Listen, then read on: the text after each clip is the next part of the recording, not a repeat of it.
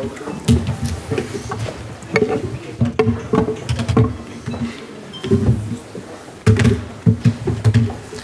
kicked off that game at 4:45. Yeah. Yeah, I think so. About 4:15. One of the two. I wasn't really looking. How did Robbie get shown? What chances do you have of featuring in the championship? We'll know post the scan tomorrow. We've got a scan booked for him for tomorrow now. He looked in a fair bit of discomfort coming off. He's a lot more comfortable now, which is promising, but what's not promising is the degree of discomfort he was in. So we'll have an update hopefully later once he's had that scan. Just Ty Furlong, please, likely to miss the next game? Ty Glesso, he felt a tightening on deceleration. For a tight head prop, he probably just moves a little bit more quickly than he should, and as a result, he felt a bit of tightening. So we will check him out tomorrow. That'll give us a better picture, but we'd be hopeful that he would still be okay in 2 weeks' time. Was Jack Conlon injured? Jack just took a dunt on the shoulder, and so for Jack, the shoulder's been checked out. It looks okay, and so we'd hope that will settle over the next week. Joe, what were you particularly pleased with, and then towards the end when they got a couple of tries, how disappointed would you be with that, or do you kind of look at it in the context of the changes they made, and I guess they were always going to have some possession at some point? Yeah, I think it's a mix of those things. I was really happy again with the way we started. I felt we played with some good width, and most of it was accurate. There was a few inaccuracies. We turned the ball over a lot more than we would have planned to, which is always a risk. And I felt we scored some really good tries in that first 40 minutes, and to keep them to nil, when, as you saw in the second half, they've got some very good attacking players. I thought Manozzi, when he got his first try, he's got good speed, good footwork. So we're disappointed with that, but there's a couple of young guys on the wings there. Keith had to go to 13. It does mean that your cohesion does get checked a little bit, and we got a little bit passive defensively in that last probably 20 minutes. So we're disappointed with that, but we also see it as an opportunity to get a reference point for some of those younger players, some of those newer players, to say, here, have a look at the level here a bit, and get some learnings from it. Did we see how important Robbie is defensively and maybe as a leader? Because when he went up, that's when they started getting on the front foot a bit, that's when they started to play a bit and aggressive. Yeah, I think it was a mix of that. Robbie is superb defensively. He's superb on the attack as well. I think Robbie is a class player. But I think once you've moved the player in from the wing and you've put another guy on the wing and it's his test debut and he's a little bit nervous. I think once he'd run at the Italians, though, I'd say they were pretty nervous about him. I think he turned a couple of them inside out, absolutely inside out, and we probably should have done better on the back of that line break, but it did give us a chance just to check that while Keith Earls has got a little bit older, he hasn't got any slower, and I thought his chase down was sensational. So, we would have liked to have nailed that overlap. I don't know, it was 2 or 3 players probably, but they jumped us and did a good job. Rory, Sergio Parise reckoned that not only do Ireland play very good rugby, better rugby than England, but they're harder to play against than England. Does that kind of comment mean anything to you, or do you think it's just dramatic? I think it's always nice when you get a compliment from an opposition captain, but like I say, ultimately we'll look at this game and we'll see. Like, there are a lot of things that we can do a lot better, especially in the second half, and there are things that we will be pleased with. But look, I think like I said, it's a nice compliment from a class player. But ultimately, we'll judge ourselves on how we go, and as opposed to our in terms of comparisons to England, that's a long way away for us. We're focused now on recovering from this and looking forward to the next game in 2 weeks. Joe, Andrew Porter, he doesn't get to play that long a game, you know, in the last couple of years. He hasn't had many opportunities. What did you make of his performance in difficult circumstances? Yeah, no, he 77 minutes, and I think he only just got the engine running. He was still going at the end. You know, fair play to Andrew. I thought he came on and made a super effort. It was difficult at scrum time. There was a lot of kind of hinging and difficulty keeping the scrum up, so he was giving it his best shot there. I thought some of his defensive work was very, very good. He was working hard to get into good positions, to make good tackles, and made some really good ones, and he carried the ball really strongly. So, you know, he kept putting his hand up, and you know, we thought it was a fantastic investment getting him that opportunity to have that amount of time and for him to acquit himself as well as he did. Joe, one of the IQs was very influential in the first half. Yeah, I think Bundy was probably disappointed with his handling a couple of times. He prides himself on looking after the ball and doing it well, but he's a creator of play as well as a go forward player. So he did the full gambit today. He put some nice passes away, linked really well, showed the ball and got through and behind them, gave a nice pass to Keith Earls to score. Defensively, was also leading guys off the line and doing a good job. So, you know, for us, Bundy keeps growing into his game at the international level, and you know, we're pretty keen for that to continue, and other players are getting more comfortable playing alongside him. Joe, would you be hopeful that Gary Ringrose might be back for the Wales game for all you today? Gary's making really good progress.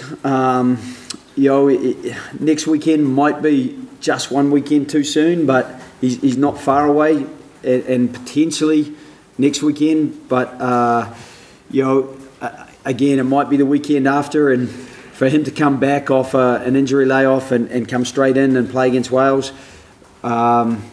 you know, that would be a tough call. But it's a call we're happy to make based on Gary's contributions in the last Six Nations and other times he's played. He was superb in the summer tour, and he's such an intelligent player that he adds value when he does come into the side. So that would be certainly one alternative if Robbie is unavailable, which we suspect he potentially will be. Joe, is there an update on Sean O'Brien? Trucking along pretty well as well, and again, you know, after losing Josh van der Fleer last week, and I think Sean Reedy came off early against the Kings last night for Ulster. So just a few of those other players. Jack O'Donoghue joined the squad this week from Munster. We start to get a few other loose forwards that we need to look at, and Sean O'Brien is automatically one of those based on, you know, what he's contributed over the last few years. So he is making pretty good progress. So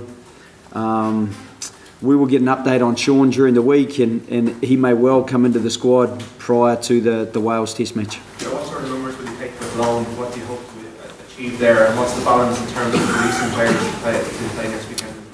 Yeah, it's a needs must. You know, I don't think that Rory needs a lot of game time right now, and there'd be we'd need about 20 fit players, and there'd be a few other players, the likes of, you know, potentially if Tyg can't train fully, but we can get him up to speed in those couple of days in Athlone, so he's ready to train fully the following week. I think those are the sort of guys, in addition to the 19, 20 fully fit players that we'll look to take to Athlone. So I'd say maybe we'll have about 22 players in Athlone, and the other members of the squad will go back and be available to play in their provinces. Joe, what do you make of Jordan Lorimer's defensive performance? Seems to be somewhat targeted, possibly by the Italians. I don't think it was targeted. I think it was just the fact that the ball went that way when it did. There was one clearing kick from Joey Carberry, which was superb. It was a very long kick. Unfortunately, bounced straight back into Minozzi's hands. And I think I mentioned him during the week. He's got some serious footwork and acceleration. And you know, when I saw him matched up against Jordan, I thought that might be a pretty interesting match. And probably Jordan just got slightly awkwardly positioned, and that's a fantastic learning opportunity for him. he is such a good learner, such a positive character, that I think there can be a real positive coming out of what will have been frustrating for him. Joe, after going into the first break again, how do you feel you are positioned to have a shot at that championship now? Well, if you'd said to me 2 weeks ago you can have 9 points and a 39-point differential, I would have bitten your hand off. We always go to Paris with a bit of trepidation, just because we've always found it really hard to win there. Having said that, we've had 2 wins out of the last 3, and the other one was a 1-point loss. So we do feel that we've gained a bit of confidence in going to France now, and then having the home game against Italy to get that bonus point is just allows us a little bit of confidence in that we're heading in the right direction. Wales will be a whole different scenario. They play a lot of territory. They force you to bring the ball back against a full line of defence. They're very attacking as a defensive side, and then they squeeze you and force errors, and they have guys who are quick and turn things around very quickly. The likes of Gareth Davies getting that intercept and away went. Steph Evans on the edges. Josh Adams was very good last week, along with some of the more well-known guys that we know are class, the likes of Scott Williams, kind of running their midfield and Halfpenny at the back. So for us, where we are now, we've already started thinking forward, because you don't really have too much time to reflect. I'll certainly reflect overnight and work my way through the game, and maybe on Tuesday evening when we get together in Athlone, we'll have a look back, and then it'll be about springboarding forward, hopefully, on Wednesday and Thursday morning that we're together. Where does this squad compare to some of the other ones that you've led to Six Nations glory? Well, in experience-wise, it's a lot less. You don't leak guys like Brian O'Driscoll, Gordon Darcy, Paul O'Connell, even guys like Mike Ross. 50 caps. There were so many caps in that forward pack that is a big shift for us. But there've been some exciting new players come into that forward pack. The likes of Josh van der Fleer last week, obviously Dan Levy did some good stuff today, and slipped off one tackle that he'll be disappointed with, and will springboard hopefully to making sure of it next time. And Jack Conan getting his first start in a Six Nations, and then in the backs, I think Robbie Henshaw has been absolutely top class. I think he's been a huge leader for us. I suppose the common denominator is a skipper, the evergreen man that he is, and Connor and Johnny particularly, and probably for most of the part Rob Carney, that has been a bit of a spine for us through those, certainly my 5 involvements in Six Nations championships. So it's very hard to make comparisons, but I do know that we are where we are, and we've got 9 points from 2 games, and we'd love to have 13 points from 3 games. Do you get a sense that you've obviously won the Six Nations with Ireland teams? Do you get that kind of momentum, and do you feel that again this year? Yeah, you do feel that you're a chance when you can get those first 2 wins, especially when you get an away win first up. You know that your next 2 games are at home. We haven't lost a Six Nations game at home in the 5 years I've been involved. So there's a real benchmark there. There's a real pride that we can hopefully defend. We have 1 draw with Wales post World Cup, when I felt we had to start it again and build again, and we probably had a couple of knockbacks injury wise today. Hopefully most of them are going to be okay. So it's a bit of a wait and see, really. Every week is a bit different, and every championship is a little bit different. Joe, can I just ask about the handling errors today? There seem to be quite a lot across the board. What could you put that down to? Is it lack of focus, or what would you? I think it was eagerness to play. and I think it was the line speed they brought. We were a bit surprised they hadn't been quite as proactive against England, and maybe they decided that, you know, we can't let Ireland play at us. We're going to have to play at them, and so you know, I think they got some good defensive pressure on, and then we also, when you score an early try or two, I think we had 2 tries in the first 15 minutes.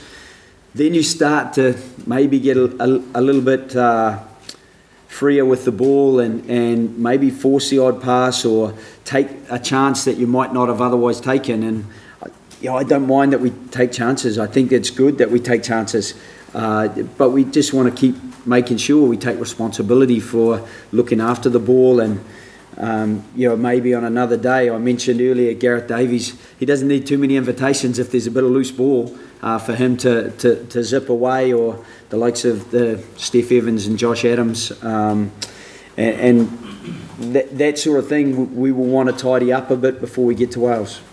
Okay, thanks, bud. Thank you. Right, thanks. So just starting here in change room number 4. So, I'm going to come straight through.